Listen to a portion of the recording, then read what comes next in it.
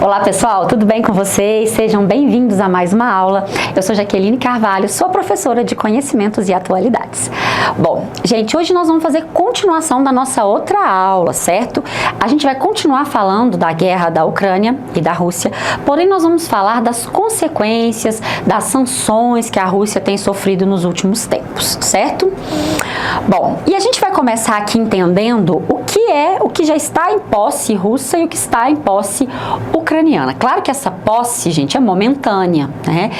São os desdobramentos da guerra e como que a comunidade internacional vai olhar para esse conflito para a gente saber ou ter certeza se essas terras vão continuar em posse da Rússia ou se vão ser devolvidas formalmente para a Ucrânia.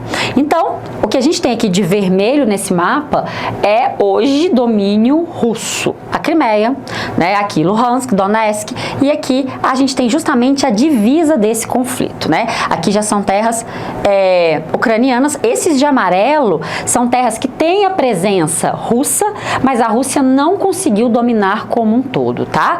Então a gente tem algumas localidades aqui que já estão ocupadas, como Odessa, como Mykolaiv, mas não está totalmente na mão dos russos, certo? Então a gente tem esse cenário hoje de dominação do território. A capital, Kiev, não foi dominada pelos russos em nenhum momento. No início da guerra eles tentaram dominar Kiev, mas acabaram desistindo da anexação.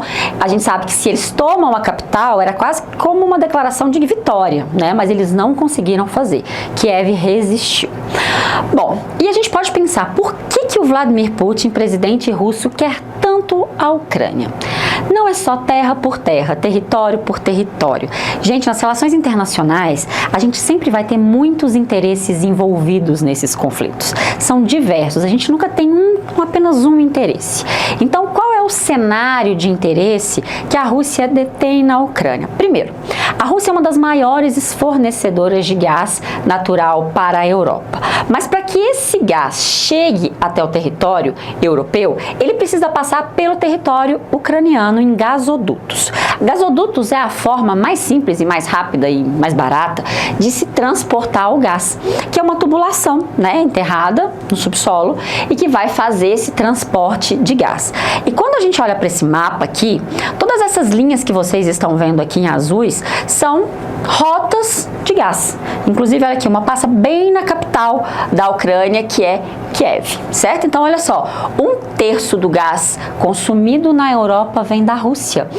Isso já está gerando muito problema, porque esse gás não está mais sendo vendido, né? Esse gás parou de ser vendido nesse momento e a Europa está entrando no período de inverno. Provavelmente vamos ter um inverno rigoroso e sem aquecimento, sem muito aquecimento na Europa. Então, a guerra provavelmente vai ter desdobramentos que vão atingir o continente europeu com maior proporção agora nos próximos meses, tá?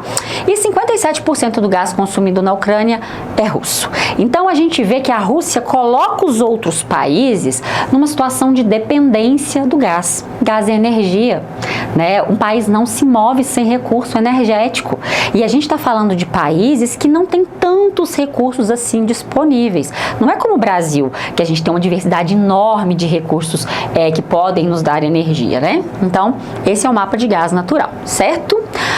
Bom, né? E com a proximidade, né, do inverno, a possível falta de energia e escassez de gás já também vem fazendo subir muitos preços dessa energia na Europa, tá? Então, olha só, o custo de energia elétrica dispara na Europa com o clima e corte do gás russo. O último gasoduto que estava levando gás, né, da Rússia para a Europa, ele foi bombardeado, ele explodiu, na verdade ainda está se descobrindo as causas, mas ele parou de fornecer gás por causa dessa explosão, né, que era o Nord Stream 1, ele parou de levar gás, então agora a Europa está na dependência de outros fornecedores, né? E a gente olha aqui, olha só, a escalada de preços da energia. Então a gente vê esse gráfico, olha só, né? Ele está só subindo. A Alemanha, gente, que é a primeira maior economia da Europa e a terceira do mundo, é um dos países que mais depende do fornecimento de gás russo. E a gente sabe que o inverno alemão, ele é muito rigoroso. Já tem estabelecimentos públicos dizendo que vão diminuir o aquecimento nesse inverno. Então, tudo sugere que a gente vai ter um inverno bem complicado na Europa.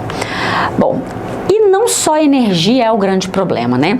A guerra tem gerado inúmeros refugiados. Muitos ucranianos estão deixando o país, né? Porque suas casas foram destruídas, porque eles têm medo de serem mortos, correm riscos aí, os alimentos, né, não estão mais tão fartos, a distribuição de energia, boa parte da Ucrânia está às escuras já há algum tempo, né? Porque as principais centrais geradoras de energia foram bombardeadas pela Rússia. Então a Rússia ela está minando a estrutura urbana dessas cidades e com isso muitos ucranianos são obrigados a deixar o país. A maioria para países vizinhos, a Polônia, ali os países como Letônia, Lituânia, Estônia já receberam vários refugiados, a própria Europa, né? E a gente tem refugiados na verdade por todo o mundo. Claro que concentram-se mais ali na região do leste da Europa porque é mais fácil se chegar ali, né? São áreas mais próximas. Então, aproximadamente cerca de 50 milhões já de ucranianos deixaram o país. E esse número só tem a crescer, principalmente com as proximidades do inverno. O inverno na Ucrânia também é muito rigoroso. Bom, e aqui a gente tem as fronteiras que foram redesenhadas. Os mapas, né, eles muitas vezes são redesenhados, as suas fronteiras são refeitas, né, e aqui o que levou a esse mapa ser refeito, né, foi justamente a anexação que a Rússia promoveu aqui dentro da Ucrânia. Então, o que antes pertencia ao país, hoje é como se a Rússia tivesse expandido as suas fronteiras, né? Tivesse trazido as suas fronteiras aqui mais para o centro da Ucrânia. Então são todas essas áreas, então a província de Luhansk, a província de Donetsk, a província de Zaporizhia e a província de Kherson. A gente ainda tem uma outra questão nessas áreas ocupadas pela Rússia que deve ser muito debatida. A gente tem aqui a saída para o Mar Negro. O Mar Negro é uma grande e importante rota comercial. Então a gente tem muitos portos importantes por aqui. Tá? Odessa, por exemplo, tem um porto muito importante. Mariupol tem um porto muito importante. E a Ucrânia, ela é grande fornecedora de grãos. O solo mais fértil do mundo a gente encontra aqui na Ucrânia. É um solo super raro, que é o Chernozem, e a gente encontra ele em terras ucranianas. Então a Ucrânia, ela é grande produtora de cereal e de grãos. Cevada, aveio, centeio, trigo. E parte desses grãos não tem como mais ser escoados, porque a Rússia tomou esses portos. A gente tem aí alguns acordos em que a Rússia começou a permitir que a Ucrânia voltasse a exportar esses grãos. Por quê? Porque o preço deles já estão subindo no mundo. Aqui no Brasil, a gente já vai começar a pagar mais caro. Por quê? Porque está entrando menos produto, certo? Bom, gente, agora a gente vai ver um videozinho rapidinho, só pra gente ver o dia em que a Rússia fez essa anexação formal. Então, confere aí. Pois é, nosso time de analistas, de comentaristas, de repórteres atentos a essa reta final das eleições, sem perder olho no que acontece aqui no Brasil e no resto do mundo, como a guerra na Ucrânia. Agora há pouco a gente tinha chamado o Diego Pavão para falar sobre a situação da anexação daqueles 4 territórios, né, Diego? Vimos o referendo feito no começo da semana, resultado nada diferente do que o mundo já esperava, né? A Rússia dizendo que a população dessas 4 regiões quer mesmo pertencer a território russo. Quando é que de fato acontece essa anexação? E o que representa isso na prática? Olha só, Stephanie, bom dia de novo para você, bom dia para quem acompanha de novo a CNN em casa. Amanhã o que vai acontecer em Moscou é uma cerimônia de assinatura de anexação formalmente desses 4 territórios. São 4 territórios: Zaporizhia, Kherson, Donetsk e Luhansk. São esses territórios que a Rússia vai incorporar à Federação Russa. Esse referendo que aconteceu agora há pouco, nesses últimos dias, lá nessas 4 regiões, mostrou que mais de 90% em todas as regiões, mais de 90% 50% das pessoas querem sim pertencer à Rússia, querem fazer parte da Federação Russa. Inclusive em Donetsk, que é uma dessas regiões com a influência da Rússia, já mesmo antes da guerra, o índice foi de 99,23%, o total de pessoas que queriam sim fazer parte, que querem fazer parte. Uma metodologia questionável. Totalmente questionável. Por países do Ocidente. Né? Exatamente. O Ocidente vem criticando muito essa votação que aconteceu, essas votações que aconteceram lá no território ucraniano, já dizendo inclusive que não vão reconhecer esses territórios como parte do território russo. Foi o que aconteceu lá em 2014 com a Crimeia. A Crimeia é aquela península bem ao sul da Ucrânia, que foi anexada pelos russos em 2014, também depois de um referendo totalmente... Eu acho que deu para vocês perceberem, visualizarem, né, como foi feita essa anexação, né, e o Putin, presidente russo, fazendo aí, né, essa anexação formal. Claro que formal para a Rússia, né, mas a comunidade internacional e nem a Ucrânia reconhece essa anexação. Bom, e aí a gente tem que pensar quais são as consequências dessa guerra para o mundo, né? Nós estamos aqui no Brasil, bem distante geograficamente, pensando em termos de território, a gente tem aí um oceano de distância, né? Alguns territórios aí de distância. Mas a gente já foi impactado e se continuar, né? Se essa guerra continuar a se estender, a gente ainda vai sofrer mais ainda com essas questões, tá? Bom, então vamos ver quais são essas consequências. Aumento no preço dos combustíveis. A Rússia, ela é grande produtora de petróleo no mundo e principalmente no início da guerra, a Rússia foi proibida de exportar para vários países. O Brasil não, porque a gente não sancionou a Rússia, mas a gente também não compra muito petróleo russo, porque é muito longe, o frete ficaria muito caro. Mas a Europa compra petróleo russo. E quando você diminui a compra desse petróleo, obviamente a Europa teve que comprar de outros fornecedores mundiais.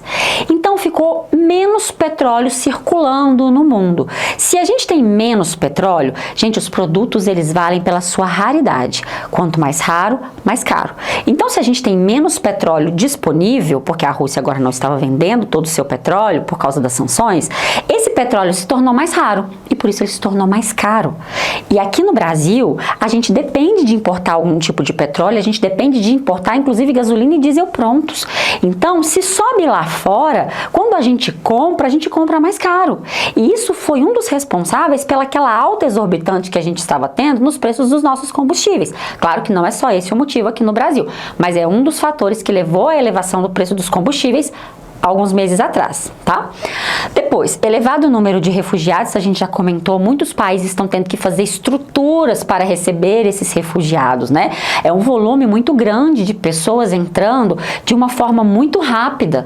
Então, é necessário que esses países que estão recebendo refugiados comecem a se organizar. E isso, gente, também cabe, né, dinheiro a ser investido, né? São valores que têm que ser investidos para que essas pessoas possam ser recebidas. Crise energética na Europa, né? Como a gente falou. Essa crise ela já existe, a gente já está tendo a elevação, inclusive nos preços por causa disso, mas ela vai se intensificar nos próximos meses. Provavelmente, quando a gente entrar ali em dezembro, janeiro, fevereiro, a gente vai ver a falta de energia assim crônica na Europa e justamente por quê? Porque o aquecimento europeu, então não só aquecimento, mas a gente também tem indústrias, né? Precisam do gás que vinha da Rússia, para ser utilizado como energia. Como a gente não tem mais esse gás sendo vendido, esse gás até estava sendo vendido em pequena proporção, mas agora ele foi totalmente cortado, a Europa vai começar a sofrer tanto para movimentar suas indústrias, quanto para fazer aquecimento. A Torre Eiffel, é claro que isso é um simbolismo, mas a Torre Eiffel em Paris, antes as luzes ficavam ligadas praticamente a noite toda. A Torre Eiffel está desligando as luzes durante a madrugada, justamente como um símbolo de se fazer economia de energia, tentando incentivar os europeus, os franceses, a fazer economia de energia. Na Alemanha, as repartições públicas já têm um número máximo, né, uma temperatura máxima que eles podem colocar os seus aquecedores no inverno, justamente para tentar fazer economia, né? E os preços cada vez mais altos. E a população europeia já está sofrendo com esses valores e se colocando, né, em situação precária com isso, fazendo reclamações. Depois a gente tem as dificuldades nas exportações de grãos, que a gente comentou, que é uma questão dos portos, né? ucranianos que estão boicotados, fechados pela Rússia, mas o próprio fato de você ter uma guerra dentro do país também já dificulta qualquer tipo de logística, qualquer tipo de transporte, qualquer tipo de produção. Então, o próprio fato de você ter a guerra, você já dificulta o plantio, você já dificulta a colheita, associada ao fechamento dos portos. E uma outra coisa, essa onda de refugiados, né, esse grande número de ucranianos que têm fugido do continente europeu, também é um problema, porque isso é mão de obra, né? Então, quando eles saem da Ucrânia, eles vão deixar uma lacuna de mão de obra no país. Isso também impacta na produção, certo? Bom, e ainda não existe, né, perspectivas concretas de um acordo de paz, e a economia do mundo provavelmente, né, agora em 2023, essas são as estimativas, se essa guerra se estender, a gente vai ver novos capítulos, não só de destruição, não só de violação aos direitos humanos, mas também de problemas econômicos que possivelmente vão se alarmar no próximo ano. Bom, gente, qualquer novidade eu trago aqui de novo para vocês, tá? Um beijo enorme, quero agradecer muito a presença e a audiência de vocês e convidá-los para estar aqui conosco nas nossas próximas aulas. Um beijo enorme e até mais!